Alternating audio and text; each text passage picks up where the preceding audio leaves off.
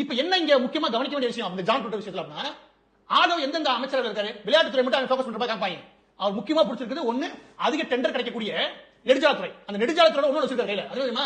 இங்க தமிழ்நாட்டுல மைனர் இல்ல, ஸ்மால் மைனர் ஹார்பர் இல்ல, ஹார்பர் அதாவது துறைமுகங்கள், அதாவது மாநில அரசு கீழ துறைமுகங்கள் இருக்குது. 17 துறைமுகங்கள் தமிழ்நாட்டுடைய ஸ்டேட் கவர்மெண்டோட கண்ட்ரோல் வருது.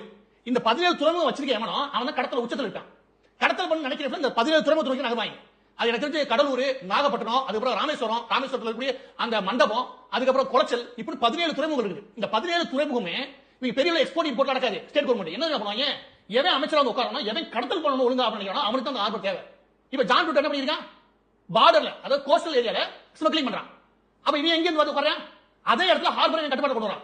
ஹார்பர் கட்டுப்பாடு கொண்டு ஸ்மக்லிங் ஒழுங்கா பண்ணா நீங்க லஞ்சம் வாங்க தேவையில்லை. இந்த சத்தியமா சொல்ல லஞ்சம் வாங்க தேவையில்லை. உங்களுக்கு கஞ்சா வித்து பழச்ச முடியும், இல்ல லாட்டரி வித்து பழச்ச முடியும். நான் சத்தியம் சொல்றேன், இந்த இடத்துல கடத்தல் இல்லையா, வெறும் இந்த கடத்தல் மட்டும் கிடையாது, இந்த சிகரெட் இல்லையா, அதுல ஆரம்பிச்சு எல்லாமே போலி எல்லாத்தையும் உள்ள கொண்டு வரதுக்கு இந்த ஹார்பர் தான் பயன்படுத்துறாங்க. அதுல ஆரம்பிச்சு தங்கம் கடத்தல் இல்லையா, தங்கத்தை தேவையில்லாம விமானத்தில் கடத்திட்டு அதுக்கப்புறம் கடவுளே கடத்த வேண்டியதானே. இவங்க கடத்தல மட்டுமே வச்சு